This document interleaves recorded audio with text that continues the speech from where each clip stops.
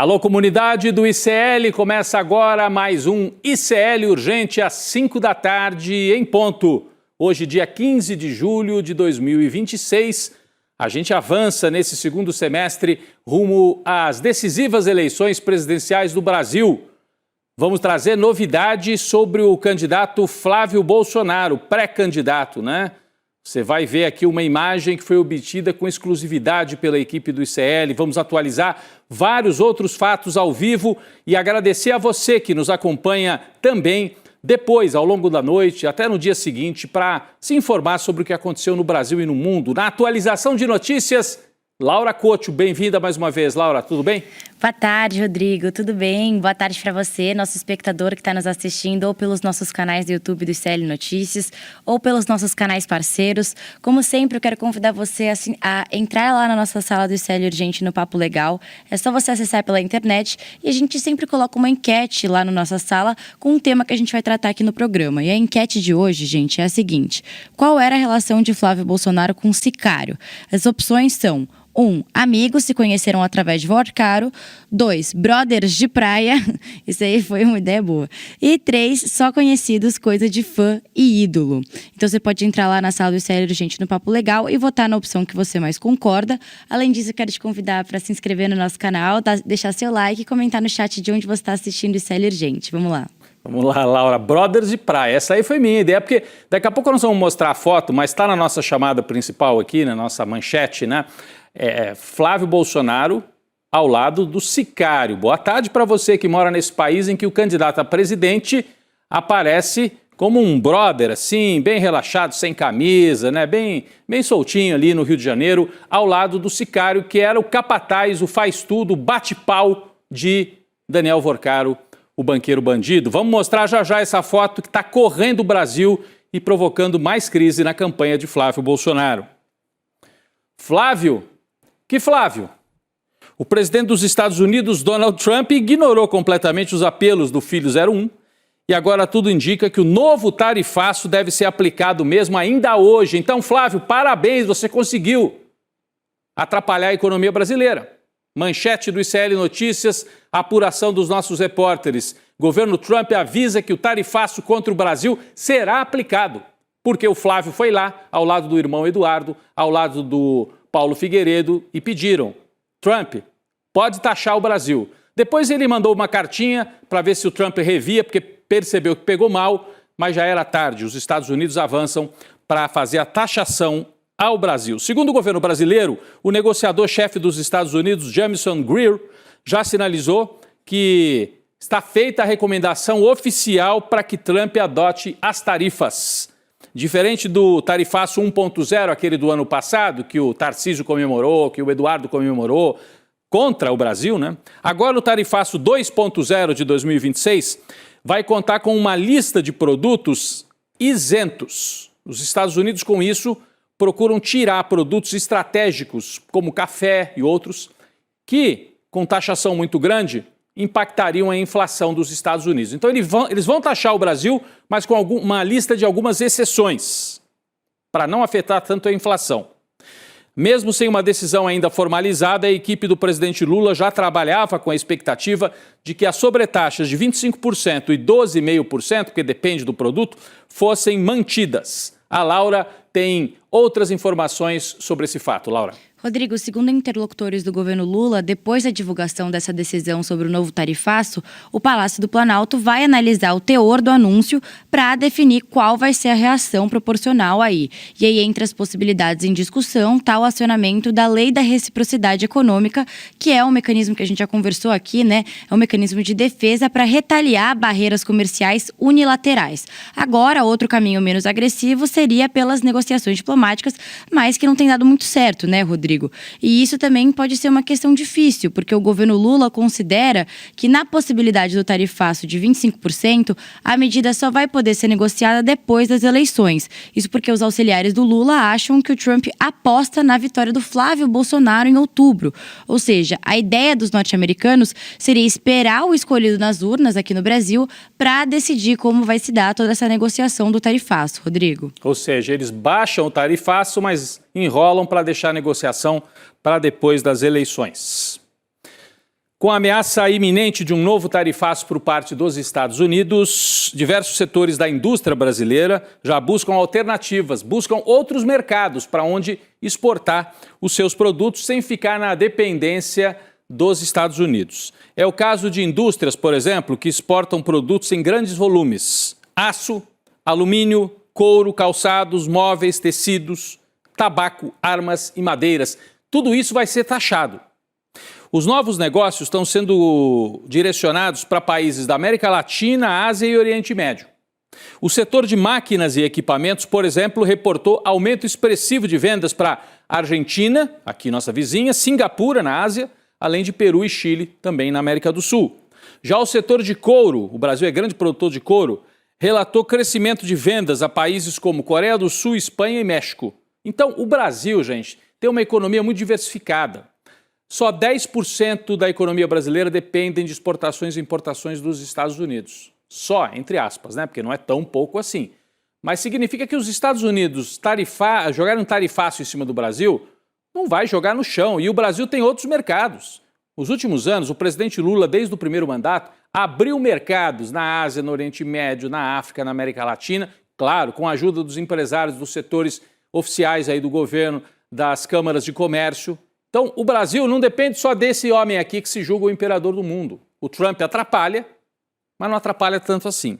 No caso do aço, por exemplo, o Brasil segue sendo o segundo maior exportador para os Estados Unidos, mas registrou uma queda de $1 bilhão nas exportações para lá, desde que o Trump começou a fazer o servicinho sujo dele, apoiado pela família Bolsonaro.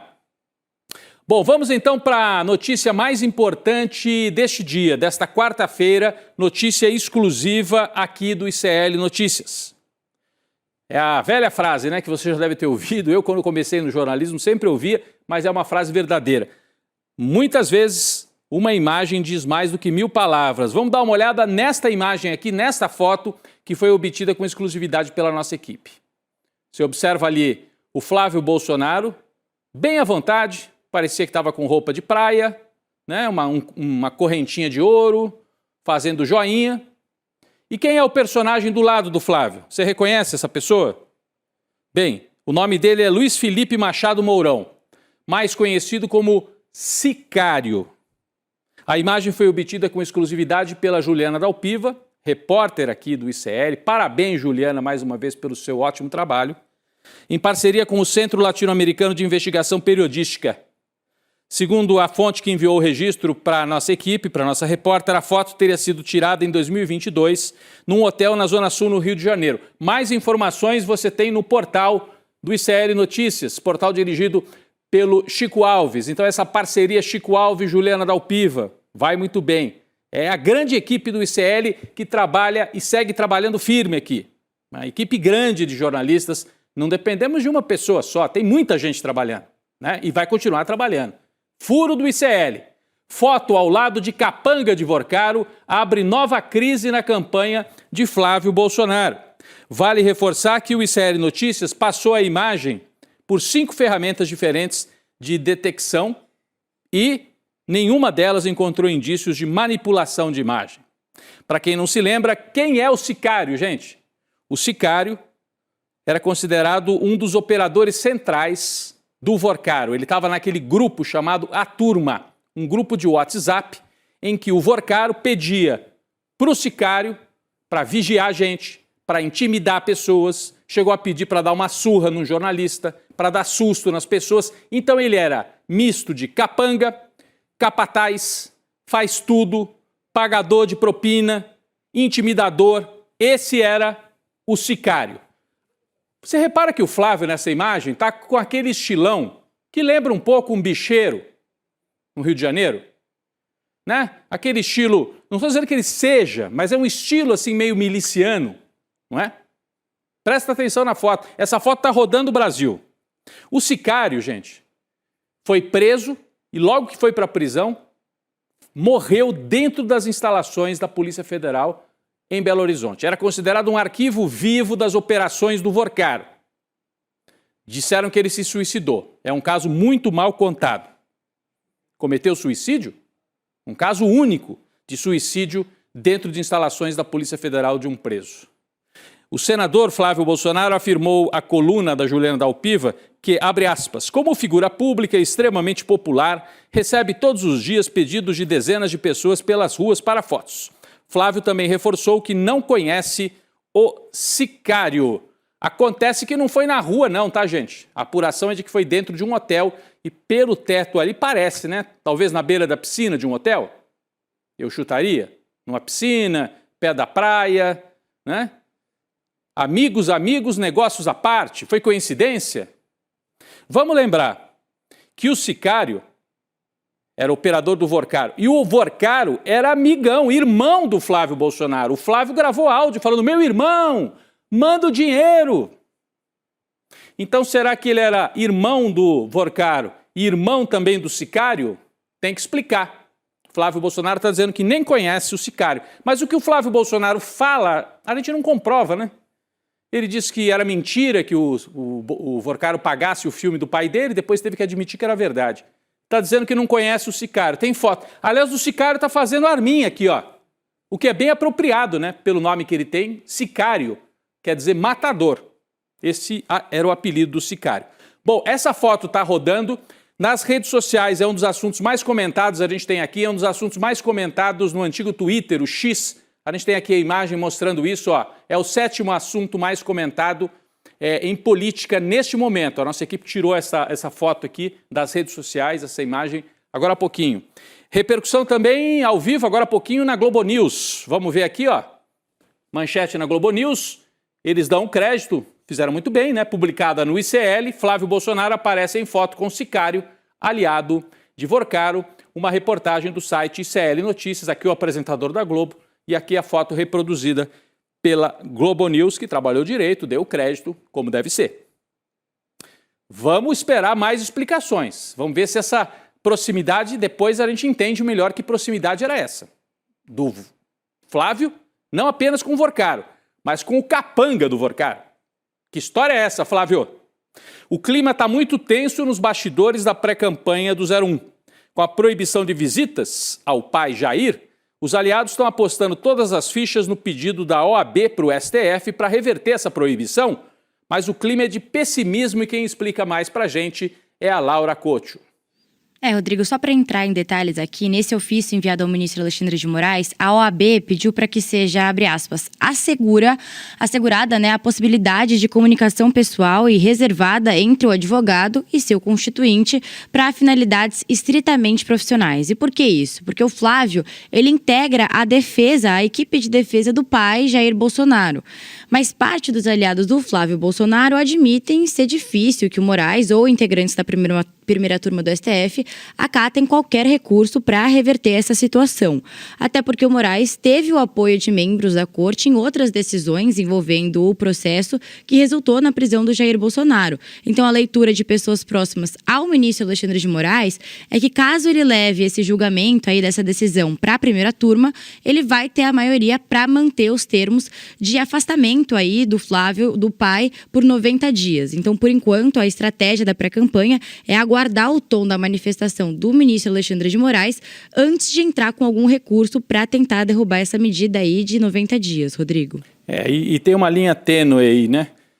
Desculpa, para cá, Laura. Tem uma linha tênue aí, porque se o Moraes forçar demais a mão, ele transforma o Jair em vítima.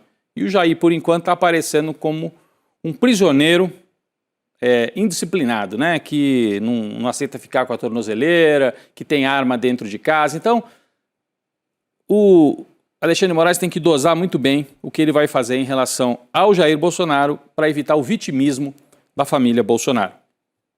Vamos falar de pesquisa eleitoral, é uma das pesquisas mais importantes, a pesquisa da Quest, saiu hoje. Pela primeira vez em 2 anos, a aprovação ao governo Lula superou numericamente a desaprovação. Eu acho que isso é até mais importante do que o resultado eleitoral que a gente vai ver daqui a pouco, que também está nessa pesquisa. É um levantamento da Quest, né? O cenário é de empate técnico, mas com a aprovação numericamente acima da desaprovação. Vamos olhar aqui, então, esse primeiro gráfico importante, que depois de 2 anos, o azul aprova o governo Lula e o vermelho desaprova. Você vê que meados do ano passado, foi o auge da desaprovação, né? Estava ruim a situação para o Lula, depois ele melhora um pouco, mas sempre com a linha vermelha de desaprovação um pouco acima. E agora a linha azul.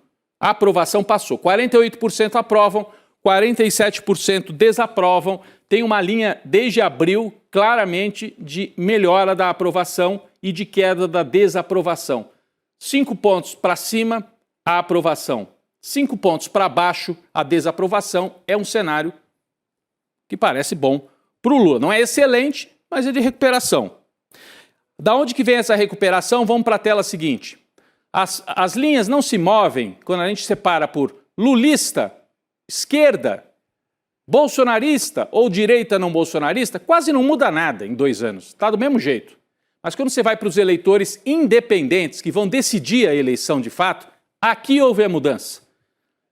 Em 3 meses, a aprovação do Lula subiu quase 12 pontos entre os independentes. 13, aliás, foi de 32 para 45. E a desaprovação caiu 13 pontos. Então, é entre os independentes que está havendo esse movimento. E é esse público que deve ter ficado mais chocado com a história de envolvimento com um bandido, do Flávio com a turma do Vorcaro, com a briga da Michelle com o Flávio. É aqui que está se dando um movimento e isso é preocupante para o Flávio Bolsonaro. O que aparece no cenário eleitoral? Vamos para a próxima tela. Cenário eleitoral de primeiro turno. Lula, 40%. Você repara que não há grandes movimentações do Lula. Ele está no mesmo lugar, 40%. Mas o Flávio é que caiu. Em 2 meses, ele caiu 5 pontos.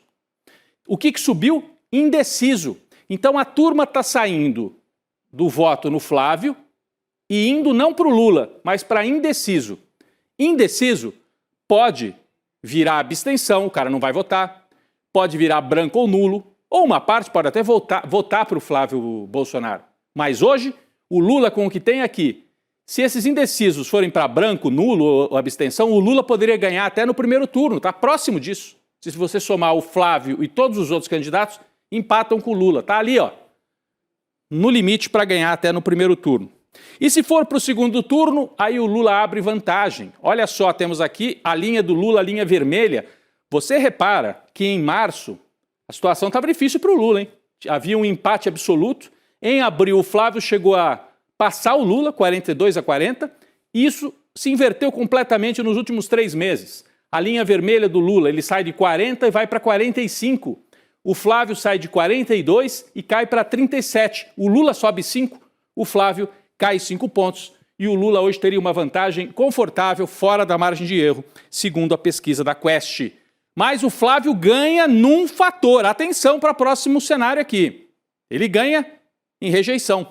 O Flávio é campeão da rejeição. O Flávio é o segundo aqui nessas linhas, tá? O Flávio Bolsonaro tem 57% de rejeição. Ele tinha 52% em abril. Então, aumentou 5 pontos a rejeição do Flávio. Aumentou 10%. Você pode dizer, é pouco, mas é o suficiente para perder a eleição. Flávio, 57% de rejeição, Lula, 50% de rejeição. É aí que pode estar a derrota do Flávio Bolsonaro. A pesquisa também mediu a opinião dos brasileiros sobre o fim da escala 6x1. Vamos ver o resultado. Você é a favor ou contra o fim da escala 6x1? 69% a favor. Só 22% contra. E o Alcolumbre sentado em cima e não querendo aprovar.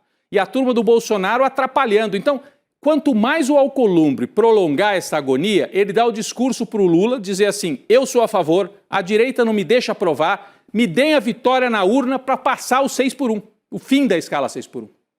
Então, é uma sinuca de bico para a direita. Se bloquear, dá discurso para o Lula. Se aprovar, o Lula sai vitorioso desde agora. E tem uma outra pergunta aqui que eu queria trazer. A pesquisa também serviu como termômetro de um assunto bem importante para a gente. Temos acompanhado sempre aqui no ICL Urgente. A briga entre Michelle e Flávio. Quem é que tem razão? A Laura traz os detalhes desta parte da pesquisa da Quest pra gente. Por favor, Laura. Rodrigo, parece que o Flávio Bolsonaro se queimou bastante nessa história da briga com a Michelle. Porque segundo o levantamento da Quest, que mediu esses espólios da briga entre os dois, 42% dos entrevistados afirmam concordar mais com a Michelle, enquanto só 18% dizem apoiar mais o Flávio. Então é uma diferença bem grande, né, Rodrigo? Além disso, a pesquisa também mediu a veracidade das declarações da Michelle. A maioria dos entrevistados, 58%, acredita que pelo menos alguma verdade tem nas falas da ex-primeira-dama, enquanto só 16% dizem que as declarações são totalmente falsas. Então, resumindo aqui, essa pesquisa aí mostra que não é difícil perceber que, no fim das contas, a Michelle saiu fortalecida da briga com o Flávio, o que pode também produzir efeitos negativos na campanha do Filho 01, né, Rodrigo? Se é que já não está produzindo. Eu acho que já tem, Laura. Quando a gente olha um dos primeiros gráficos que eu mostrei aqui, os independentes. Porque os lulistas não vão mudar e os bolsonaristas também não vão. Mas os independentes, que são cerca de 10 a 15% dos eleitores no Brasil, estão mudando para o lado do Lula, por vários fatores. A briga do Flávio com a madrasta, ele mostra que não é um cara confiável, nem dentro da família. O tarifaço, corrupção, no caso o Vorcaro.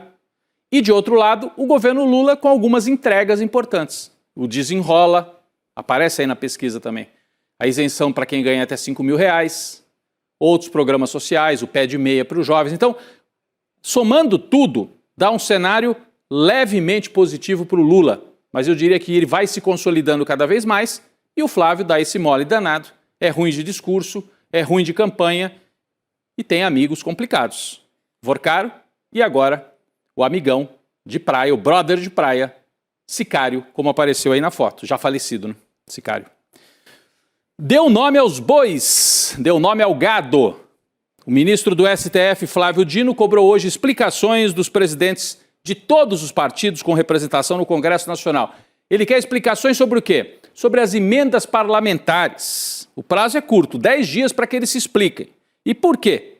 Porque o Valdemar da Costa Neto, presidente do PL, afirmou, simplesmente, como se fosse a coisa mais natural do mundo, que todo mundo faz emenda, todo presidente de partido pega a emenda dos parlamentares e faz como se fosse dele, como se o partido fosse dono de parte dos recursos públicos das emendas. Todos participam da indicação de emendas, isso é normal, disse o Valdemar numa entrevista. E aí, Laura, ele deu a deixa para o Flávio Dino vir com essa decisão de agora, né?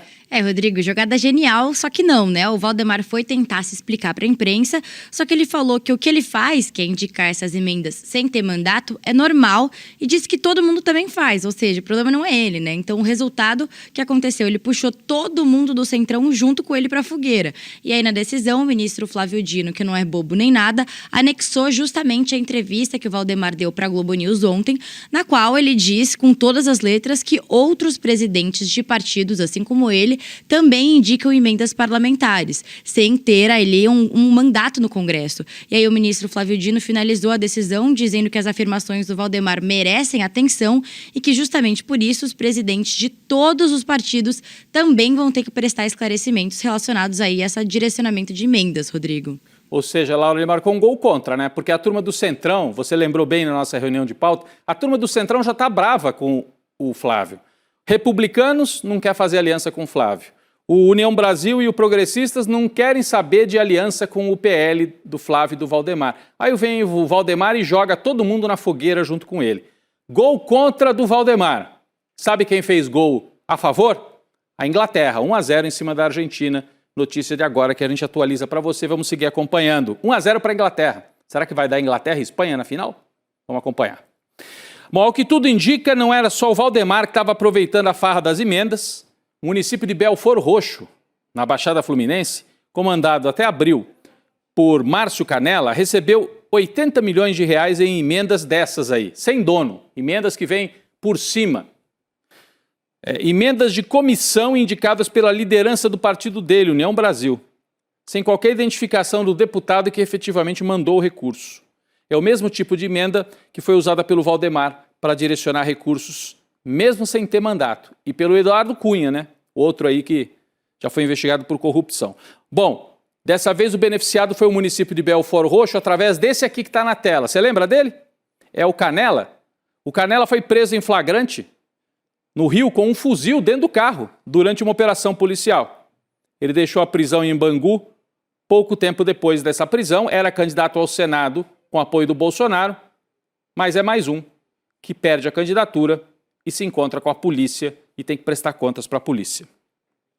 Falando em polícia, a PF concluiu que o ex-presidente do INSS, o Alessandro Stefanuto, recebia propina de R$250 mil por mês de entidades naquele esquema de fraudes nos descontos de aposentados e pensionistas. Uma vergonha, né? Foi afastado em boa hora esse sujeito aí. Ele presidiu o INSS entre julho de 23 e abril de 25, empossado pelo então ministro Carlos Lupe, do PDT. O documento aponta que Stefanuto, que tinha o apelido de italiano, constava desta forma nas agendas de celulares dos demais investigados. Laura. Rodrigo, tem mais informações aí sobre essa operação da PF, na verdade esse indiciamento da PF, porque além do Stefanuto, a Polícia Federal também indiciou o ex-ministro da Previdência no governo do Jair Bolsonaro, o Ahmed Mohamed Oliveira, que antes era chamado de José Carlos Oliveira. A investigação concluiu que ele recebeu R$550 mil em propinas por meio de empresas de fachada ligadas a esses descontos indevidos do INSS. A PF sustenta que o Oliveira recebeu a propina para garantir justamente que o INSS não fizesse nada em relação às fraudes. O valor também teria sido pago pela Conafer, Rodrigo. Então nós temos aí indiciamentos de governo Lula e indiciamentos relativos ao governo de Jair Bolsonaro. Quem investigou foi a Polícia Federal durante o governo do Lula e desbaratou essa quadrilha que infernizava os aposentados. Bom, a atualização sobre o assunto importante, a gente tratou ontem aqui, o Senado aprovou a medida provisória que garante um piso mínimo para os caminhoneiros, para o frete rodoviário no país. A votação ocorreu em meio à pressão dos caminhoneiros que defendem a manutenção dessa regra, um piso mínimo, Como o texto recebeu apenas ajustes de redação em relação ao texto que vinha da Câmara, ele não precisará voltar para a Câmara dos Deputados, será promulgado diretamente pelo próprio Congresso Nacional. O presidente Lula deve, depois disso, vetar algo que foi embutido aí pelos parlamentares de extrema-direita, que é anistia para as multas aplicadas aos caminhoneiros que participaram da tentativa de golpe de Estado nos protestos de 2022. A PRF multou, os deputados da direita tentaram anistiar e o Lula tem que vetar esse trecho, tem que vetar. Mas está garantido o piso, que é o que interessa para os caminhoneiros que trabalham direito. Pessoal, para encerrar aqui, absurdos da Copa do Mundo, depois de levar a seleção da França para Dallas ontem, Lembra o jogo de ontem? Onde a França foi derrotada para a Espanha na semifinal? O avião contratado pelos organizadores do evento teve uma outra missão: deportar 100 de imigrantes nos Estados Unidos. A FIFA e o comitê local da Copa fecharam uma parceria com a empresa aérea que é especializada em jatos para esse traslado dentro dos Estados Unidos. Menos de uma hora depois de voar de Boston para Texas, para levar Mbappé e toda a seleção francesa repleta de filhos de imigrantes africanos, o mesmo avião foi usado para deportar mexicanos de volta para o seu país de origem. É a Copa da Vergonha, a Copa das Contradições, a Copa de Donald Trump. A gente espera que também seja a Copa do talento premiado dentro do campo na final que acontece no próximo domingo. Mas fica marcada como a Copa da Vergonha, a Copa de Trump nos Estados Unidos. Laura Couto, obrigado mais uma vez aqui pela parceria ao vivo com as atualizações de notícia. Valeu, Rodrigo. Antes de falar o resultado da enquete, eu quero dizer que eu concordo com você. É totalmente a Copa da Vergonha pelo que acontece fora de campo também, né, Rodrigo? Claro. Mas olha só, o resultado aqui da nossa enquete lá no Papo Legal, na sala do ICL Urgente, foi o seguinte. A gente perguntou no começo do programa qual era a relação entre o Flávio Bolsonaro e o Sicário, o Mourão, que era o capanga do Vorcaro. E aí o resultado foi, a maior parte dos votos, foi amigos se conheceram através do Vorcaro. 80% das pessoas votaram, então foi uma votação aí expressiva em amigos. 17% votaram ali em brothers de praia, que foi a ideia do Rodrigo aí de opção da enquete, e 3% votaram em só conhecidos, coisas de fã e ídolo, Rodrigo. É isso, é a nossa enquete lá no Papo Legal. Falando no Flávio Bolsonaro, valeu, Laura. Valeu, Rodrigo. Até amanhã, obrigado. Falando no Flávio Bolsonaro, ele se apresenta, veja só, como a face moderada do bolsonarismo. Amigo do Sicário, será? Mas face moderada como? Você vai conhecer mais sobre a verdadeira história do Filho 01 num material preparado com exclusividade pela nossa equipe. A verdadeira história sobre o Filho 01 vai ao ar na quinta-feira, dia 23 de julho, semana que vem, 8 horas da noite. Você pode acompanhar se inscrevendo desde agora em iclurgente.com.br, iclurgente.com.br, para se inscrever e acompanhar esse documentário especial que conta a história de Flávio Bolsonaro, o pré-candidato da extrema-direita. O ICL Urgente fica por aqui, vem aí o N2 com a Gabi Varello, Chico Sá e toda a nossa equipe. Valeu, gente. Lula e Flávio Bolsonaro.